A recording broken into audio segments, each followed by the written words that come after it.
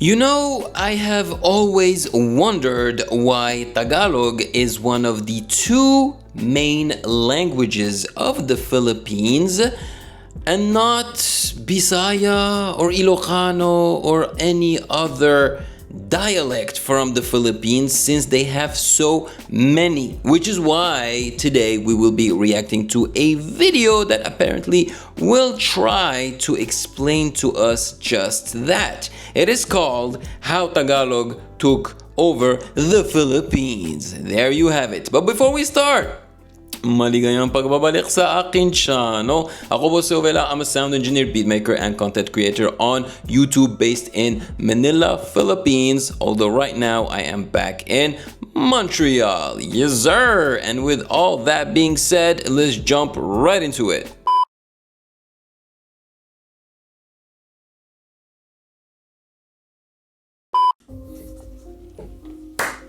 Take a look at this. This is the map of the Philippines, a country in Southeast Asia with over 120 languages, with 8 major regional languages spread throughout the archipelago like this. There you go. Ilocano in the north, Kapampangan, Pangasinan, Tagalog, Hiligaynon, Waray, Cebuano, and Bicolano. I grew up here, in this part of Mindanao, where Cebuano is spoken. South. Yeah. And even though I've been technically learning Filipino from elementary through high school, I've picked up Cebuano. When he says Filipino, does he mean Tagalog? He probably means Tagalog, right? Way faster and better. He looks mixed. He does not look 100% Filipino. Because that was the language that was spoken around me, at school, in stores, in the public, everywhere. And unless I was watching television or any local Filipino movies, learning Filipino felt a bit inconvenient. At least that's how it was when I was a kid. Nowadays, I do spend more time on the internet in Filipino spaces, where being exposed to the language more and more also gets me to value it more and more. But still got me thinking, how does a nation with over 120 languages choose one to represent them all? Exactly. And why Filipino? Very intriguing. An explainer by Samuel. Filipino. Is it Filipino or is it Tagalog? Or is Filipino Tagalog with like a Tagalog version, you know, like Tagalog but heavily, you know, changed? Inaal sa Indoga, boss. I am Kai from the Bicol region. Bicolano speaker. I speak Bicolano. Upay nga adlaw, ako si Versil, tikan ko Leyte. Ako karon Leyte. Yakanhin Waray. Hi, So in Leyte, they speak Waray. magandang hapon. Ako nga pala si John. Magandang hapon, which means good afternoon, right? Galing akong Pasig at nagsasalita akong Tagalog o Filipino. Those are just a few of the many languages you'd hear in the country today. Yet there are only 2 official languages, English and Filipino.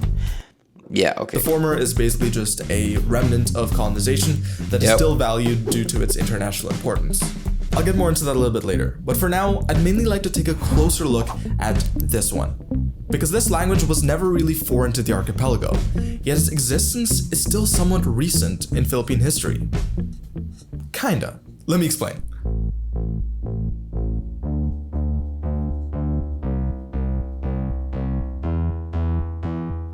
In contrast to many nations with long-standing dominant languages, the Philippines historically didn't have one. In fact, before the Spanish colonization in 1521, there was no Philippines to even begin with. Sure, the islands, people, and cultures all existed. My goodness, man. If you watch this reaction video, make sure to reduce the volume of the background music because it's way too loud. It's overshadowing your actual voice. But they were never unified. The way the archipelago is separated into different regions by water and mountains gave us this tapestry of languages and cultures shaped by geography.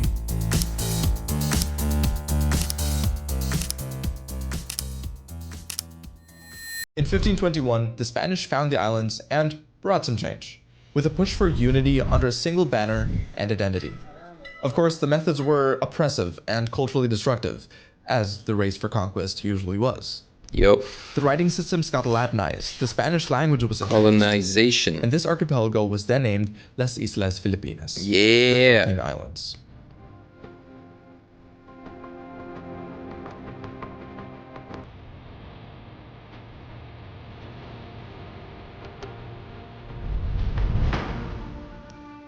But as the Spanish era came to a close, a new colonial power was about to reshape the linguistic landscape of the Philippines. Cue the United States. Yup.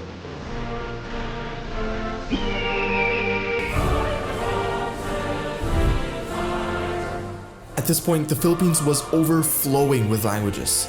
They had all the existing regional languages, they had Spanish as their previous official language, and were now being introduced to English by the Americans. Within the next few decades, But how crazy is it that the American language, right, overpowered Spanish, even though I believe that, the Hispanics, colonized the Philippines for a lot longer than the US. And again, some would say that the US never really conquered the Philippines or colonized the Philippines. a lot of changes were happening. And unlike during the Spanish era, where Spanish was mostly used among the nobles, clergy, and the Spanish themselves, Maybe that's why. the American approach had a much more widespread effect. That's why. These were the Thomasites. Some 600 American teachers who arrived in the Philippines in the beginning of the 20th century aboard the US Army transport Thomas. Schools throughout the country suddenly all had American teachers who would introduce English to the younger generation. This language, which never had a place in the country before, was now completely overtaking the lingering use of Spanish within just a few decades. Pause. I forgot to add some extra context just before moving on to the next section. To be fair, only about 10% of the country actually spoke Spanish as a first language at the time, and they were primarily concentrated in the more urban areas that were also affected the most by war, so I'm not really sure how impressive that still sounds. But what I still do find interesting is how Mexico, which was also colonized by Spain, only 33 years less than the Philippines in fact, is a completely Spanish-speaking country, whereas the Philippines is not. Anyways, I guess Filipinos did not like Spanish, the Spanish language. They preferred English. I don't know. Yeah, exactly. How do you explain it? I think I've been boring you guys by not talking about what you actually came here for, so let's get right into it. By the mid-1930s, this guy came around.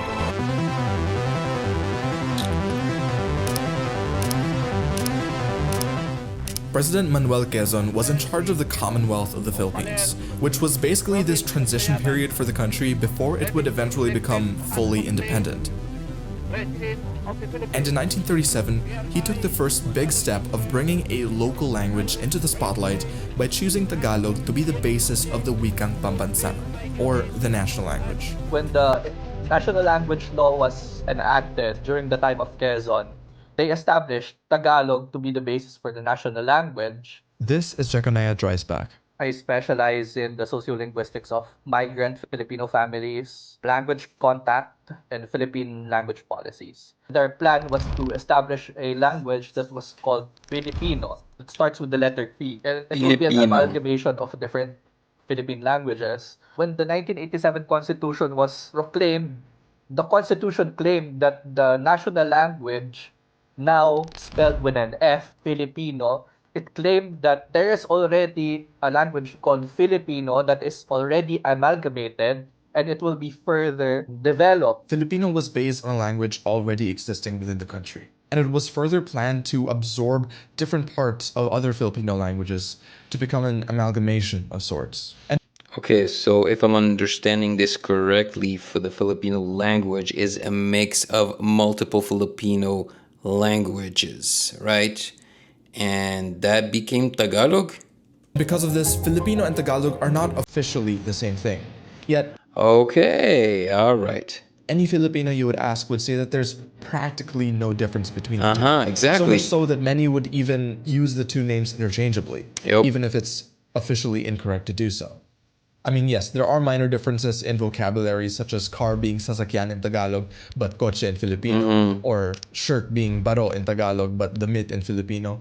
But these differences are minuscule in comparison to what is identical between the two. Choosing Tagalog wasn't just a practical decision, it was political. Tagalog was familiar to the capital, steeped in Okay. revolutionary history, and had one of the most extensive literary traditions in the country. Was it political, or maybe it was simply ease of use, because most people in the capital, in Manila, already spoke Tagalog. So they were like, might as well. But this decision, while being practical in some ways, left many feeling alienated. To Cebuanos especially, this felt course. like favoritism.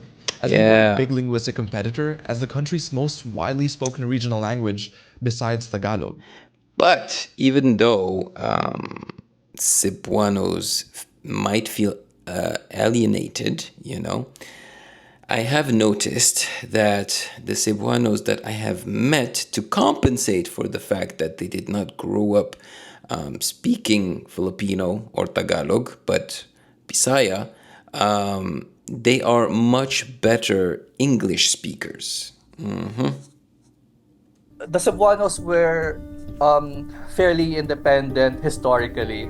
Cebuanos have always been proud about being the first seat of Spanish colonial power in the Philippines, the first seat of Catholicism in the Philippines. Cebuanos already had an established grammar then. During that time, Cebuanos already established as a literary language. The Cebuanos, led by the brothers Vicente Soto and Filimon Soto, they were the senators from Cebu then.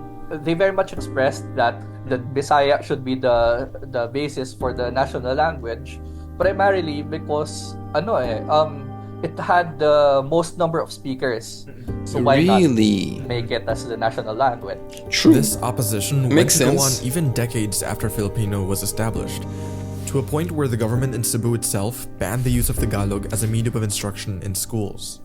Wow. Despite all of this, the popular advantage Cebuano once had ended up diminishing as more and more people started learning Tagalog throughout the century. Do I feel bothered about Filipino being a national language? No, not really. As I said, I think that's positive effect towards our country. I still think it has become effective because it has been so much ingrained into our educational system that it's pretty much all right now. Like, people don't really care that much. We learn it at school and we end up using it when we... Yeah, the new generation doesn't really care. And I think it's beautiful that, I think it pushes Filipinos from all over the Philippines to learn multiple languages because, okay, they are born outside of, Manila. Maybe they're Ilocano, so they grow up learning Ilocano. In school, they will probably teach them English and perhaps Tagalog. So that is already 3 languages, man. That really helps them develop their brains as well. So it's awesome. We move to different parts of the country, which is very effective. Growing up in Bicol or Southern Luzon, I had no problem with it being the national language since a lot of us could speak Filipino if we weren't speaking in Bicolano. A lot of my relatives in my mother's side live in Cebu and some are living in Iligan and Cagayan de Oro. They all speak Bisaya. And when I started learning the language and being surrounded by people who speak Bisaya, I also later on learned that they don't normally converse in Tagalog. They would rather talk to me in English when translating words or conversing. Being like a native Tagalog speaker, I think it's normal. For me at least, it's nice, it's an advantage to have because where I'm from, the capital at least, I could easily communicate with other people from the capital. But at the same time, it's a bit different, especially like in other parts of the Philippines where Bisaya is the main language and not necessarily like Tagalog. I mean, for me, it's very comfortable that I speak Tagalog. In terms of me like learning another language or like other languages, I'm very neutral about it. But I also understand culturally wanting to learn other cultures and other languages as part of the Philippines like big culture. I'm neutral about it, but at the same time, it's not something I would be envious about, but it would be something I would be interested in. So this is what the Philippines did. But I'm also a bit curious about what other multilingual countries did to resolve this type of issue. there's 4 official languages. There's like the 4 main ones, and then like a Italian, Latin language, which is spoken in some of the cantons. In some cantons, it's like both languages are. Yeah, Switzerland, they have French, so it's the side of Switzerland that's close to France. I think the south of Switzerland speaks a little bit of Italian because it's close to Italy. And then the side that's closest to Austria, I think they speak Austrian? I'm not sure. But yeah. They're represented. For example, in Bern, it's both French and German. Other German. cities, for example, like in Zurich, I think it's just mostly in German. And in Okay, like it's the German. Italian canton, it's like Italian speaking. I mean, in school, everyone is supposed to learn at least French, at least like where I came from. For me personally, I don't think it's too big of a problem, but also because like where I live is only in German. Well, we do have our main languages, which is Hindi and English. Most people do speak it, but there's a huge distinction between the North and South. In South, they don't speak Hindi, which is the most important, like, the used language in India. But they do speak English. But in North, not a lot of people speak English. What do they speak again in South India? Telugu? There's a lot of religious beliefs to it and like a lot of cultural aspects to it. Like people stick to their own languages. It's like, oh, my language is better than yours and I want to stick with it. So my first language was Bengali, and then I had to speak obviously English and Hindi as like second and third languages. But usually you have to do like 2 languages. One your state language, one is the Hindi, and one is English.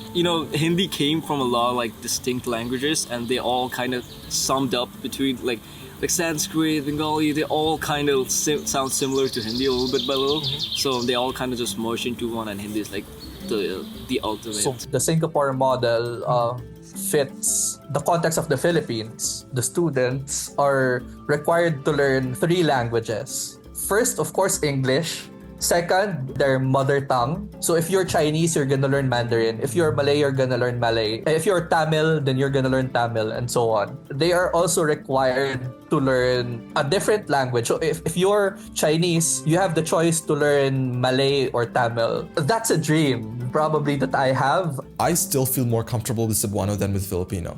But I don't think that there would have been a solution that would have appealed to everyone either way.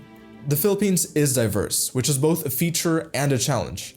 A language simply had to be chosen, because governing a country otherwise would be difficult Very and challenging. expensive. Yeah. If Cebuano were to hypothetically have been chosen as the main language, there still would have been complaints, just by different people. And this time, Cebuano wouldn't really have the capital city advantage that Tagalog does.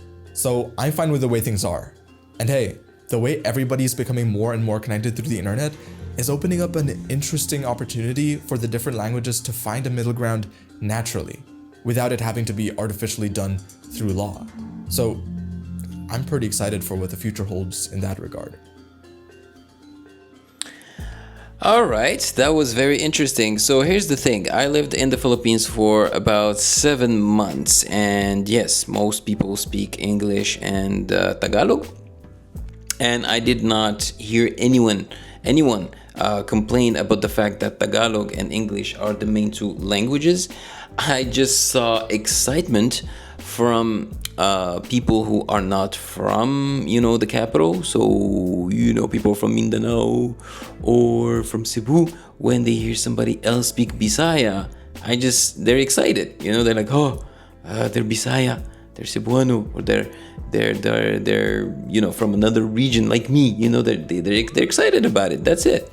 But I never heard the Filipino complain about the fact that Tagalog has been chosen as the main language, or Filipino, So it's all good. But it's good to know why they chose Tagalog as or Filipino as the main language and not Cebuano. You would think they would go with Cebuano because apparently at the time, more people were speaking that language, But they went the other route. They decided to use Tagalog because it was the language that was spoken in the capital, right? Where I guess most of the government is.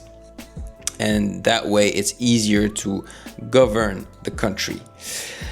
That was very interesting. So, what do you guys think about this topic, this video, and this explanation? Let me know in the comment section below. Maraming salamat po sa inyong lahat. And of course, if you found value in this video, do not hesitate to check out my other reaction videos right here.